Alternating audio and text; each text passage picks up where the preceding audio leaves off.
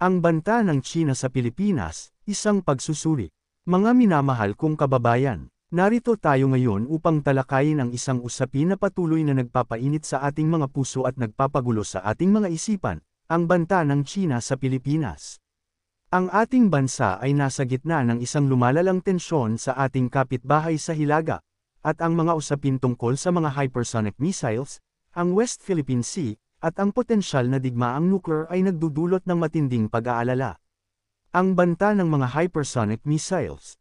Kamakailan lamang, naglabas ng babala si Senador Amy Marcos tungkol sa posibilidad na matarget ng China ang Pilipinas gamit ang mga hypersonic missiles.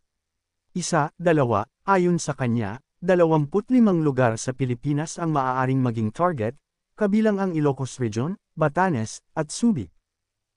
Ang mga hypersonic missiles ay mga armas na naglalakbay sa bilis na higit sa 5 beses ang bilis ng tunog, na ginagawa silang mahirap pigilan ng mga kasalukuyang sistema ng depensa. 5. Bagamat hindi pa nakumpirma ng China ang mga alegasyong ito, ang pag-iral ng mga hypersonic missiles sa kanilang arsenal ay isang tunay na banta. 2. Ang pagunlad ng mga ganitong armas ay nagpapakita ng patuloy na pagtaas ng kapangyarihan ng militar ng China at ang kanilang determinasyon na magkaroon ng mas malaking impluwensya sa rehiyon. Ang West Philippine Sea, isang pinag-aagawan na teritoryo. Ang West Philippine Sea, na tinatawag na South China Sea ng China, ay matagal ng pinag-aagawan ng iba't ibang bansa, kabilang ang Pilipinas, China, Vietnam, Malaysia, Brunei, at Taiwan. 4. Ang China ay nag-aangkin ng halos buong karagatan batay sa kanilang 9-dash line, isang mapa na hindi kinikilala ng pandaigdigang batas. 3.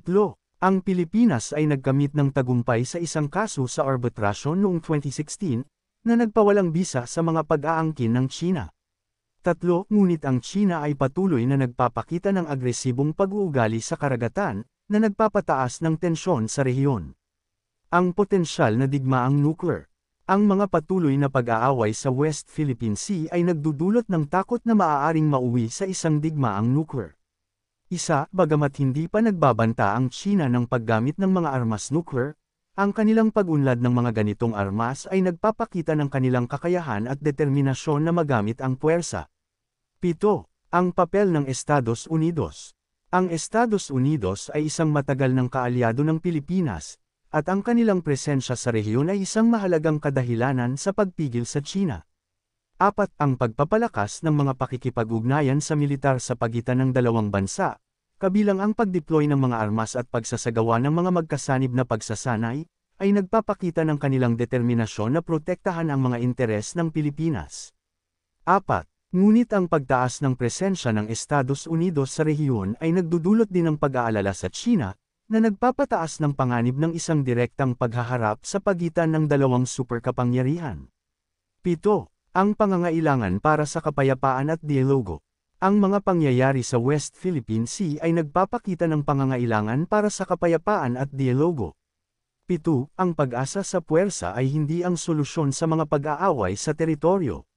Ang pag-uusap at paghahanap ng mga karaniwang solusyon ay ang pinakamahusay na paraan upang maiwasan ang isang digmaan. Ang tungkulin ng bawat Pilipino. Bilang mga Pilipino, may tungkulin tayong itaguyod ang kapayapaan at seguridad ng ating bansa. Kailangan nating manatiling mapagmatsyag sa mga pangyayari sa ating paligid at suportahan ang mga hakbang ng ating gobyerno upang maprotektahan ang ating mga karapatan at interes.